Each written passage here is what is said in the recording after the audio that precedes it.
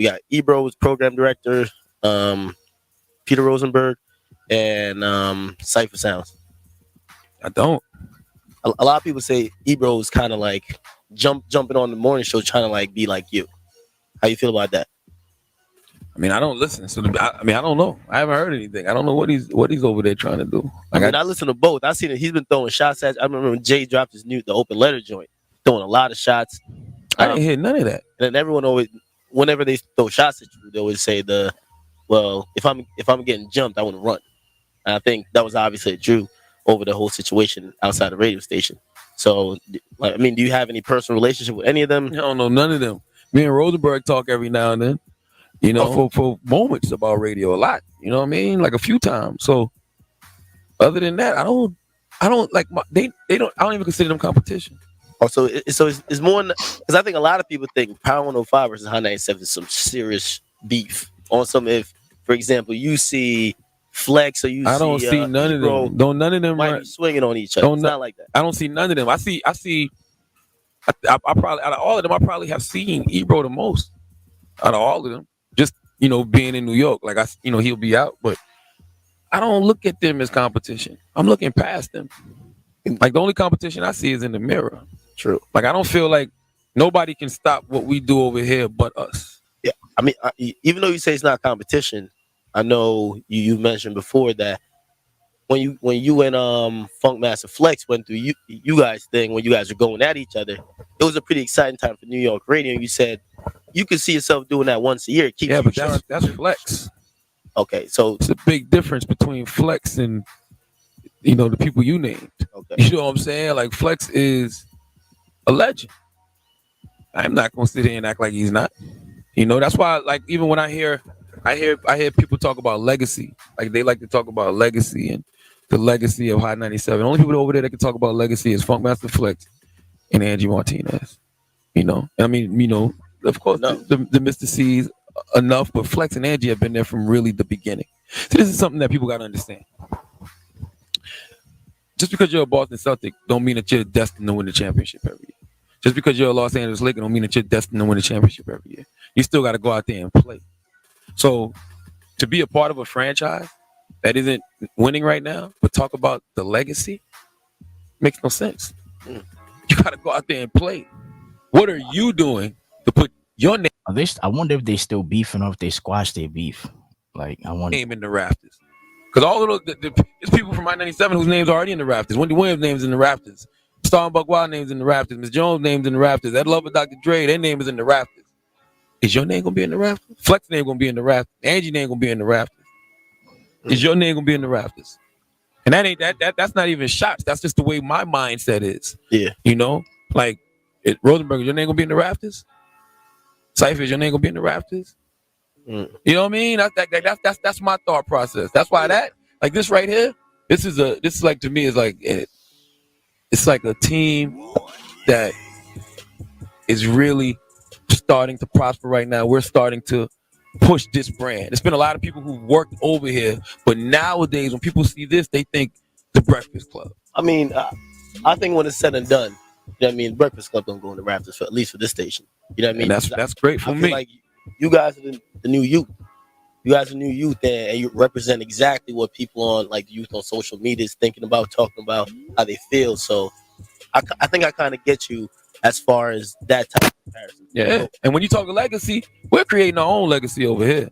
Like, the Breakfast Club's creating our own legacy. Like, we're syndicated. Weekends with the Breakfast Club, 50 plus markets. You know what I want to ask you? Because when you listen to, I listen to both shows. You know what I mean? I listen to everything. I'm a big fan of you guys, but I also listen to Hot 97. I listen to their morning show, but both shows claim to be number one. Who's really number one? Elvis Duran and the Z100 morning show. Okay. Number one morning show in New York City, 18 to 34. Number one with a bullet. They are the number one morning show in New York City. Okay. As far as the urban morning shows, we are. You know, our hip hop morning shows, hip hop radio, we are. Okay. You know? Where did they rank? I don't know. I mean, it goes in spurts though. Like, you know, sometimes, you know, we might rock out for 6-7 months. Mm-hmm. They might get a month, two or two.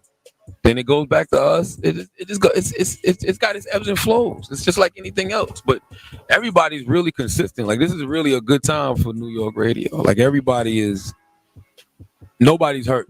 True. You know, I mean, perception wise, it's not even close. Okay. You know what I mean? Yeah, I feel you. Perception wise, it's not even close. Yo, I wonder if Ak is was a better interviewer then than now. You know what I'm saying? Or did he improve? You know what I mean? I wonder if is this because this is old and it's content gold, so it has that feeling, or because I feel like Ak was, you can tell he was prepared. You know, you can tell like he took this interview serious. You know, like you could tell his composure. You know what I'm saying? You could tell the questions that he's asking. You know, he's like in interview mode right now. Like, you know, I think there's a difference with Ak right now, and I don't want to just make an assumption, but I got to figure out. But he might have been a better interviewer then than now. You know,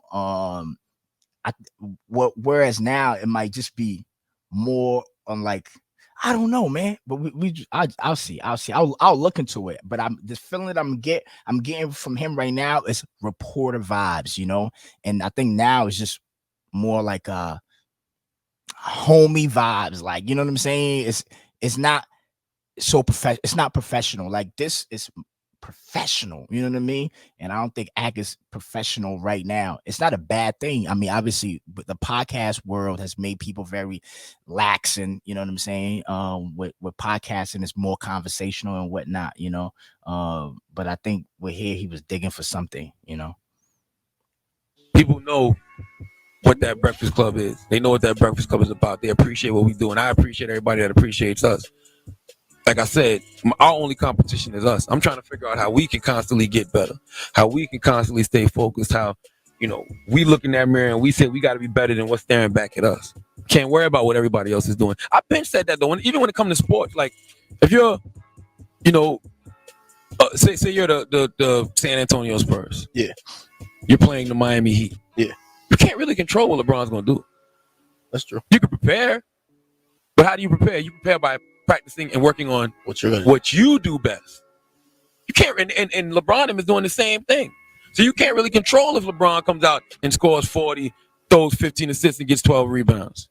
You can still win the game, but you can't. There's certain things you just can't control, and that's just how I feel when it comes to this whole landscape of radio. I can't control this shit. Only thing I can control is what me and my team do.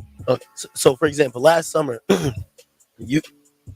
I would say Flex is going at you every day. And a lot of people are saying, yo, he's cooking you. Like, because every day his show, he's going in on you over music. He's making like a whole movie out of it. Consistently, each and every day. You might mention them during the Donkey of the Day. I never did. Like I've given Flex 2 Donkey of the Days. Mm-hmm. And the one video where the Funkmaster Flex told the truth. Shit drove him crazy. Those 2 Donkey of the Days, that one video where the Funkmaster Flex told the truth was more impactful than anything he did every day on that radio. So it's not times where you're sitting back, because my perception, and me, I'm also an avid fan of just the whole radio game. I'm thinking, yeah, Charlamagne went at him pretty aggressively, but now he's cooking him daily. Like Charlamagne got to be thinking, man, I got to do something. So I'm thinking like probably your execs up here like, yo, listen, dead that. No, don't mention that no more. They're not saying nothing. I'm strategic with mine. I'm not emotional. What you hear over there is emotion. I move off strategy, not emotion. I already know how they're gonna react. I already know how they're gonna react when I do something. And guess what? It works to my benefit. Cause who got the kingpin so riled up? I ain't never seen the kingpin this riled up. So would you still think in this current day, Flex is still a kingpin? Nah, he is today. I mean, listen, man, you got to give him his just due. Like, I mean, why not? Why wouldn't he be? I'm not mad at what he does. I'm not mad at the position he still holds. You know. Listen, man. Like I said, I'm not a hater. Yeah. You know, a hater would be to say, "Oh, fuck him. He ain't shit.